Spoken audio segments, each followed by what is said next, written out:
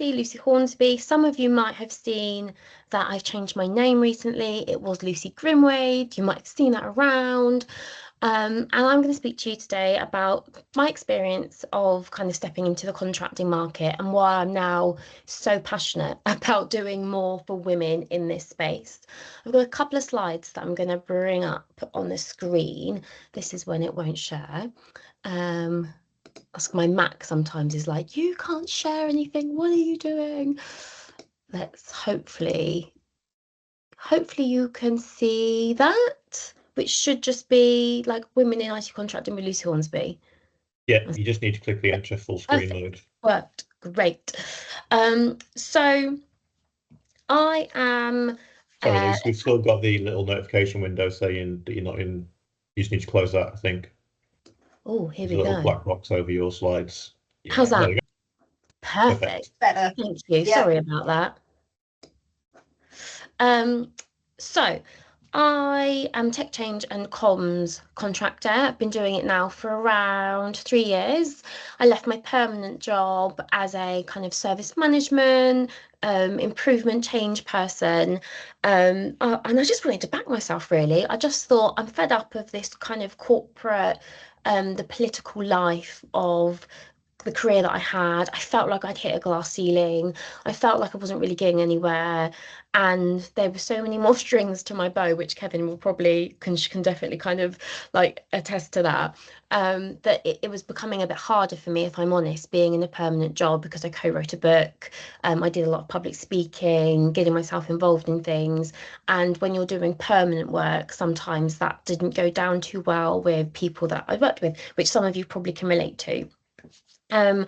Last year, I I took a bit of a time out, to be honest. Took 6 months off LinkedIn because LinkedIn was driving me crazy. And I just took time off just to focus on my contract. So I'm currently contracted with one person. Well, last year I was, now I've got some other projects on, but when we turn the recording off, I can talk to you more about those.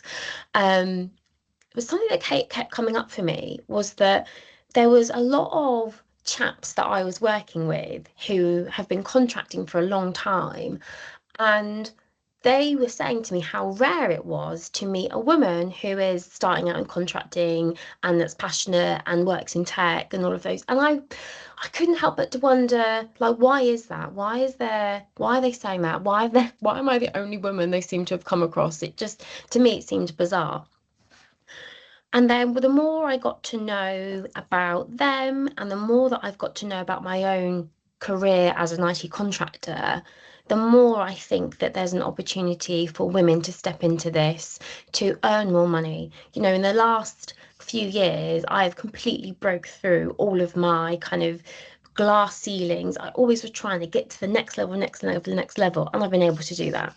I've been able to open up more doors for myself. I've been able to do different roles and work with different clients and do all these different things. And kind of towards the end of last year, I thought I don't want to hold this in for myself anymore. I want to share this with other women, and I want other women to kind of have this like realization as well. So that's me. And then we'll do a bit of a Q&A after, and you can ask me some more questions if you would like.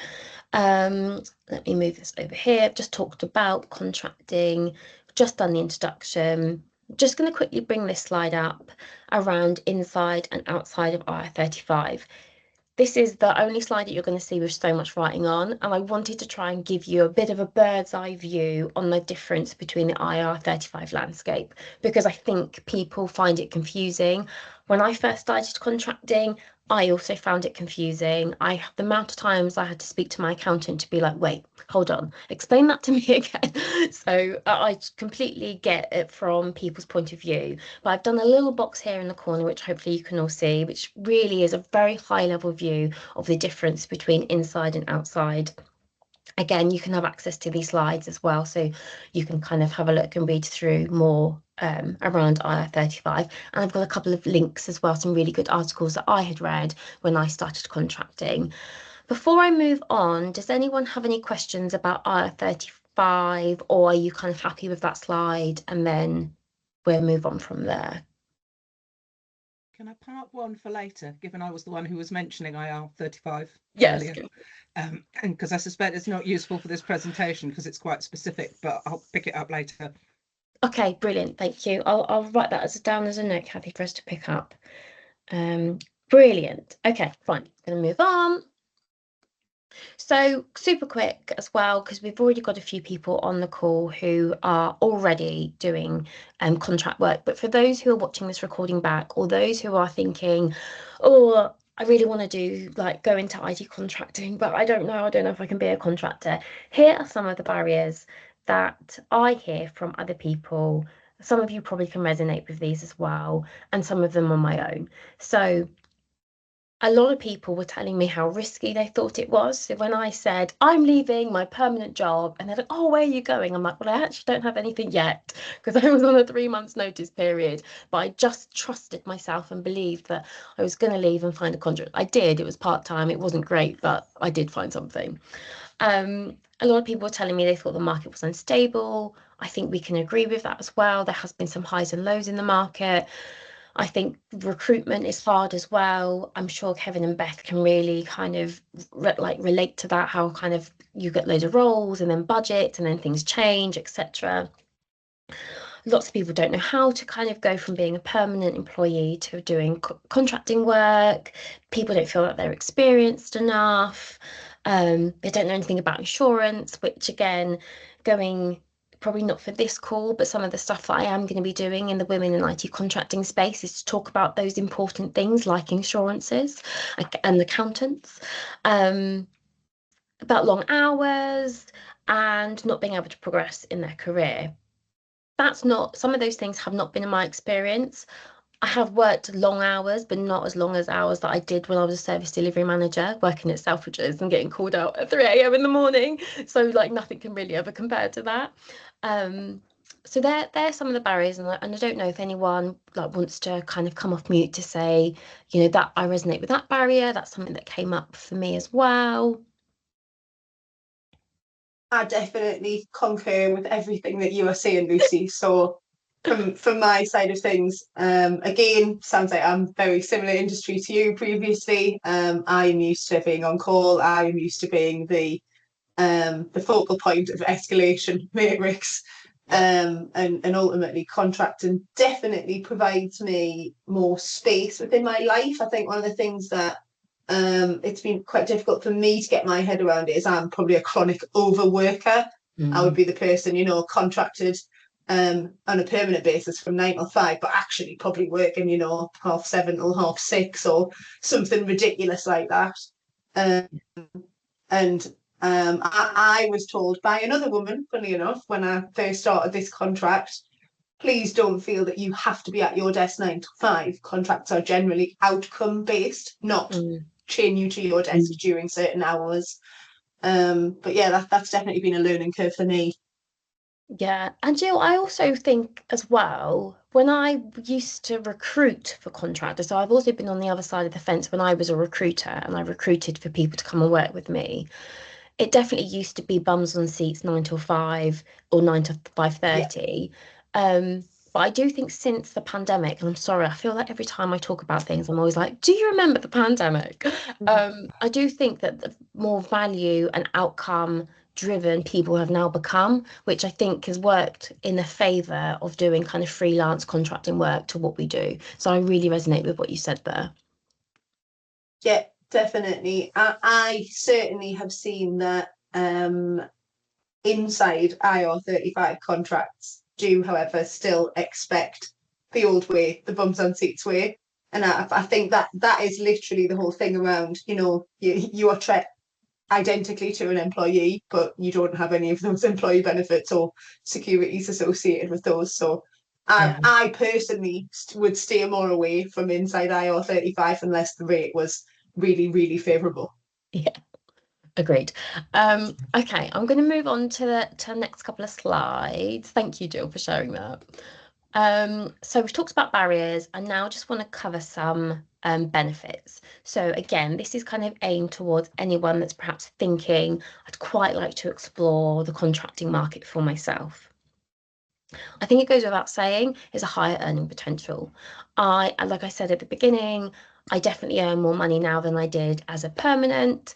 I still have a pension, by the way. I still have money in savings. I have healthcare as well.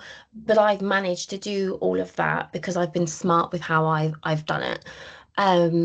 I still go on lovely holidays. I still do all of the things that I used to do as a permanent person to but probably now better. I have like nicer clothes as well.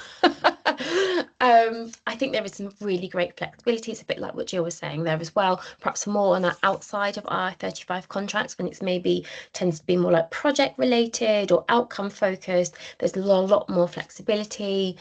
And there's something here as well I just wanted to mention around skill specialization. I think a lot of people, which I think is great, that we've been leaning into this more of a generalist kind of landscape and building portfolio careers. And that is something that I'm super passionate about in regards to building portfolio careers. I have noticed, though, that since I've been more specialized in change and comms, like specifically in tech transformations, that has helped me a lot more. And I'd be curious around hearing from some of you later on around whether that's been helpful for you or not as well. I think, and again, those that have been on the call, those that are on the call now who have been contracting for a while probably can really relate to this as well. I think it really helps build your resilience, especially when you're looking for your next contract or what you're doing. I definitely think the last few years, but I've had so many no's when I've like pitched projects or applied for things. I've had loads of rejections, but I think that's made me super resilient. So I kind of, every cloud and all of that. And I also just kind of keeping on that career opportunities and career growth as well. For me personally, the last kind of couple of years, me working in doing change and comms specifically, I've definitely felt that I've become a kind of a thought leader in that space. I get asked different questions, even with my current contract. People have got to know me in the role that I do, and they ask me to kind of advise on their projects. And it's given me a lot of kind of more opportunities and growth. Does anybody want to share any of their own personal benefits that they've found doing IT contract work? I think the flexibility, one for me, is great, but also being able to flex between the industries as well. So within my skill set, being able to get a broader understanding of B2C, B2B, membership organizations, etc., has been quite interesting because I think it is one of those things that sometimes when you stay within an industry, people just earmark you just for banking or whatever that is. And actually, I've started to find, I'm going through a midlife crisis at the moment, so I'm starting to find like different industries that I never would have considered that I'm starting, and it's just like the intrigue within that is amazing for me. Yeah, really relate to that, by the way. My first contract was in a pharmaceutical company, and it was doing like human trials on things. Oh my God, I would never have thought about. I've come from high-end retail, so like and telco, and then when I did that, I was like, that's crazy, and that's opened up so many different ways I do my job now just from having that experience. So thanks for sharing that. Does anyone else have anything they'd like to share?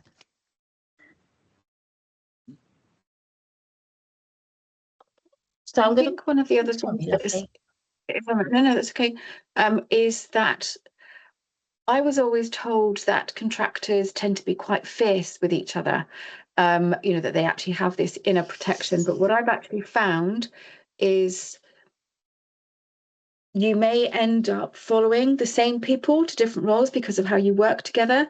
And I can honestly say, in my experience, contractors protect contractors more than permanent staff would, in my experience.